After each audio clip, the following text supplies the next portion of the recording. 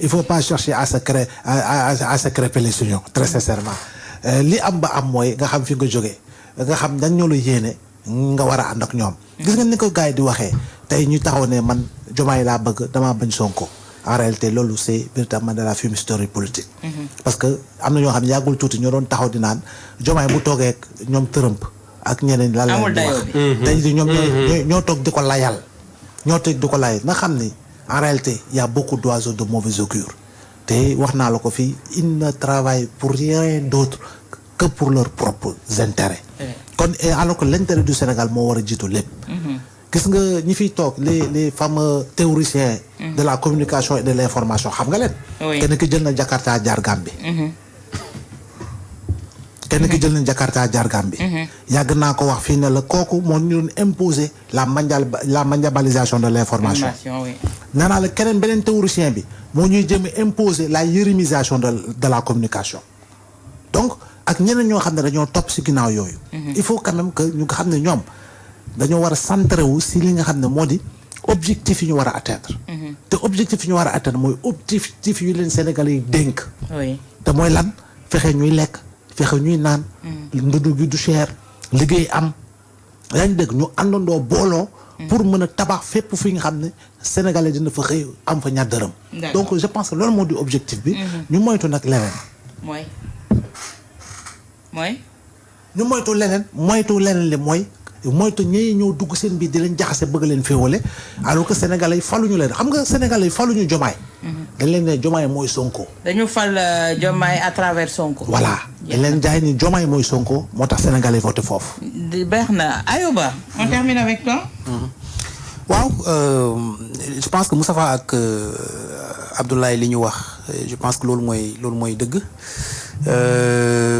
comme ni ma ko waxee woon sànq rek li leen boole ñoom ñaar pour man dépassé na sax li nga xamante ni tey jii mooy fonction yi nga xamante ni moom la ñuy occupé donc pour man su lépp tegee boor bu suuf seddee pour man war nañoo trouver un terrain d'entente ñoom ñaar war nañoo retrouver wu les deux amis qu'ils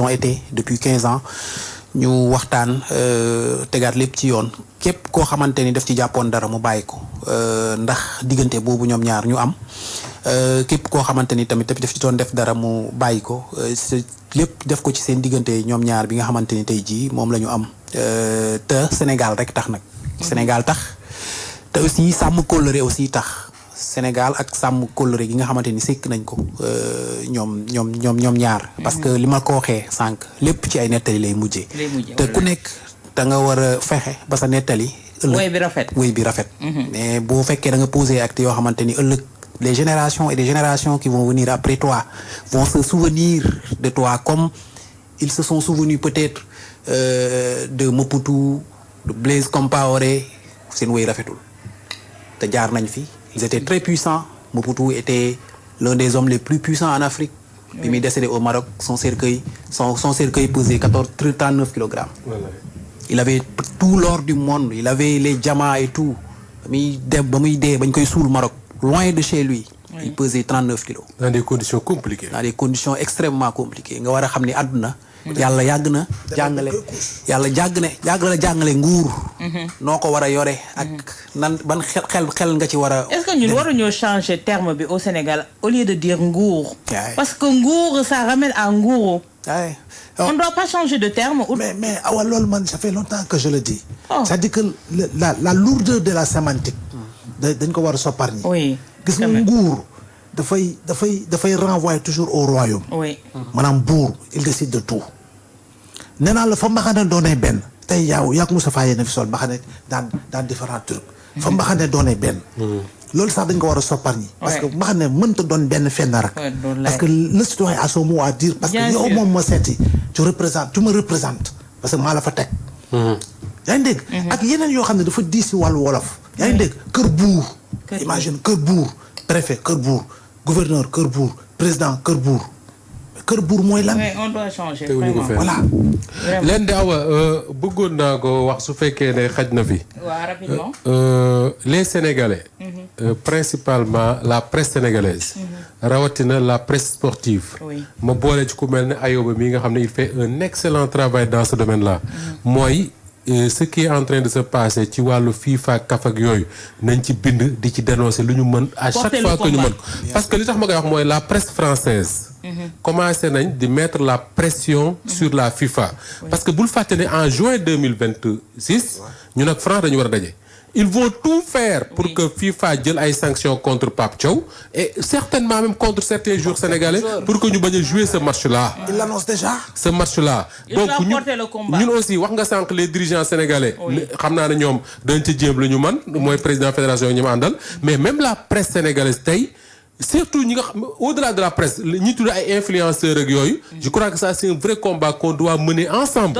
pour que ñu xam ne ñun kafu ñu réewuñu fawuñu seetaanu. et j'ai bien aimé la sortie de Samuel Eto'o sur France 24 tout à l'heure. exactement Samuel Eto'o quand il défend Pape Thiaw. Oui, j'ai vu ça. sur l'acte qu'il a posé hier pour tout ramener sur le plan sportif parce que ñëpp dañu bëgg a génne acte bi mu teg. def ko un acte extra sportif comme tu m'as expliqué au début. Ce n'était pas, c'était un fait de jeu. Oui. C'est-à-dire les nerfs étaient tendus, il y avait vraiment du mouvement et de la violence. Ça, je pense que les médias occidentaux dañ ko bëgg a occulter mais il y avait une extrême violence en tribune contre les supporters sénégalais. Ils étaient matraqués. Donc Pape Thiaw à un moment donné ak Sadio Mané ils ont dit à l'arbitre suñu bàyyiwul supporters yi duñu reprendre match bi. Oui. C'était une exigence et je pense que loolu dañ ko occulter. C'est une des raisons pour lesquelles après joueurs yi génn stade bi parce que ce qui se passait dans ce stade-là c'était inimaginable. Donc tey jii comme ni ko Moustapha waxee léegi ci moment yi nga xamee ni toute la presse sénégalaise toute la presse sportive surtout dañoo ils sont unis. tey jii démb dañoo xeex ak des confrères marocains. ci tribune bi. à la fin du match quand Pape Thiaw est venu en conférence de presse les confrères marocains ont boudé. ñu xuloo foofu xuloo yu tàng jël ak les confrères sénégalais Pape Thiaw n'a pas pu faire ba pare bëgg koo yàq ba pare bëgg ko nekk foofu di ko saaga ak les confrères sénégalais n'ont pas laissé faire. Oui. Et c'est une attitude boo xamante ni tey jii c'est une attitude patriotique boo xamante ni chaque fois bu Sénégal di voyager da ngay gis ni la presse sénégalaise est unie. comme mais man foofu laa d'accord Ayoba ak ñu mel ne ñoom Cheikh Tidiane Gomis par exemple. boo nekkee Sénégal fii critiquer le Pape Thiaw nu mu la neexee. critiquer le joueur nu mu la neexee y a pas de problème. mais bu ñu demee ba intérêt wu Sénégal taxaw nag ñu jàkkaarloog Maroc wala keneen ak keneen. mais foofa comme le disait mi ngi wax sax yérémisation de l'information comme le disait une fois Cheikh Yérim Seck et man loolu rek laa d'accord ak moom ci li muy wax yëpp mooy y a des mois yoo xam ne man du ma nekk journaliste sénégalais laay nekk. y a des trucs yoo xam ne nekkuma ci journaliste sénégalais laa ci. je défends les intérêts du Sénégal point final Moussa Fagnas mi mu ko wax sax et j'ai bien aimé cette attitude là un journaliste marocain